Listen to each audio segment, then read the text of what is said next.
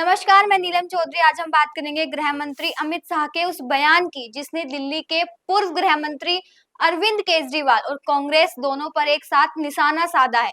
तो सबसे पहले बात करते हैं मामला क्या है। दरअसल मलयालम मनोरमा समूह के न्यू कॉन्क्लेव में गृह मंत्री अमित शाह पहुंचे थे और यहीं से शुरू हुआ कांग्रेस और आम आदमी पार्टी पर उनका सीधा हमला।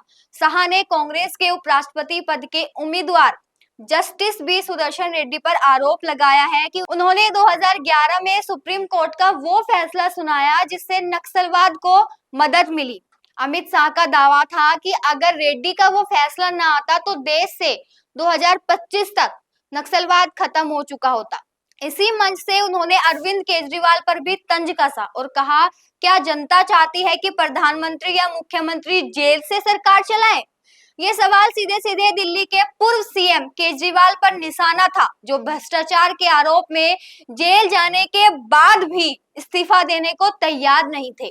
अब बात करते हैं उस तंज की जो अमित शाह ने सीधे दिल्ली के पूर्व मुख्यमंत्री अरविंद केजरीवाल पर कसा। परंतु किसी ने भी जेल से सरकार चलानी चाहिए क्या? आजादी से अब तक कई सारे नेता जेल में गए, कई सारे मुख्यमंत्री भी गए, मंत्री भी गए और सबने इस्तीफा देकर जेल में गए। अभी अभी एक ट्रेंड शुरू हुआ कि जेल में जाने के बाद भी इस्तीफा नहीं देना। गृह मंत्री ने मंच से सवाल उठाया है कि क्या जनता चाहती है कि प्रधानमंत्री या मुख्यमंत्री जेल से सरकार चलाए। ये बयान साफ तौर पर केजरीवाल पर इशारा था। याद दिला दे कि भ्रष्टाचार के आरोप में गिरफ्तार होने के बाद भी केजरीवाल ने ना इस्तीफा दिया था और ना ही कुर्सी छोड़ी थी, बल्कि जेल से ही दिल्ली सरकार चलाते रहे। अमित शाह ने कहा, ये सिर्फ कानून का नहीं बल्कि नैतिकता का है। अगर उस वक्त इस्तीफा दे दिया जाता तो आज संसद में नया बिल लाने की नौबत ही नहीं आती। यानी शाह ने एक तरफ से केजरीवाल को इस नए कानून के पीछे की असली वजह बताया है। आपको नए बिल के बारे में बता के चलते हैं कि नया बिल क्या कहता है।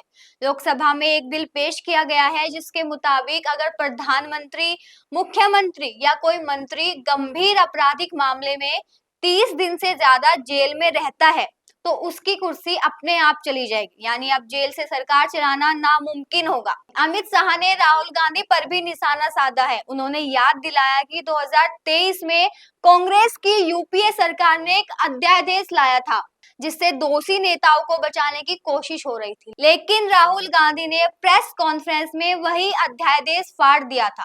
शाह बोले, तब राहुल गांधी नैतिकता का हवाला देकर अध्यादेश फाड़ रहे थे और आज वही लालू यादव को गले लगाते नजर आ रहे हैं। श्री राहुल गांधी इसको कंप्लीट नॉनसेंस कहकर सार्वजनिक रूप से प्रेस कॉन्फ्रेंस में फाड़े थे।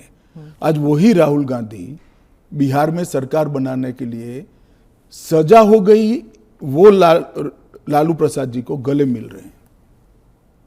ये ड्यूअल स्टैंडर्ड नहीं है क्या? और अब चलते हैं बिहार की तरफ, जहां मतदाता सूची के स्पेशल इंटेंसिव रिवीजन यानी एसआईआर को लेकर राजनीति गरमाई हुई है।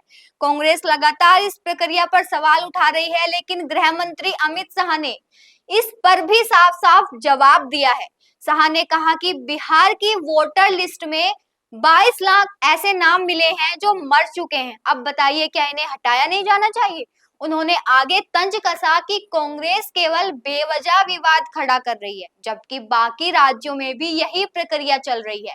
यानी अमित शाह का साफ संदेश था, अगर फर्जी वोट डालने की संभावना है तो मृतकों के नाम वोटर लिस्ट से हटाना ही सामान्य ज्ञान की बात है। बिहार का ये विवाद अब सिर्फ तकनीकी नहीं रहा बल्कि सीधा राजनीतिक रंग ले चुका है।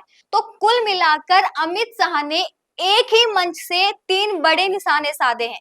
पहला निशाना कांग्रेस और उसके राष्ट्रपति पद के उम्मीदवार जस्टिस बी सुदर्शन रेड्डी पर, जिन्हें शाह ने नक्सलवाद समर्थक बताया। दूसरा निशाना दिल्ली के पूर्व मुख्यमंत्री अरविंद केजरीवाल पर, जिन पर आरोप लगाया गया कि उन्होंने जेल से सरकार चलाई और नैतिकता को ताक पर रखा।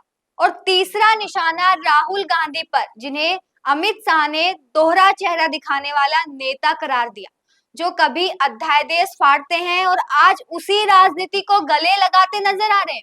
यानी एक ही भाषण में अमित शाह ने विपक्ष के 3 बड़े चेहरों को घेरकर राजनीति का पूरा एजेंडा सेट करने की कोशिश की।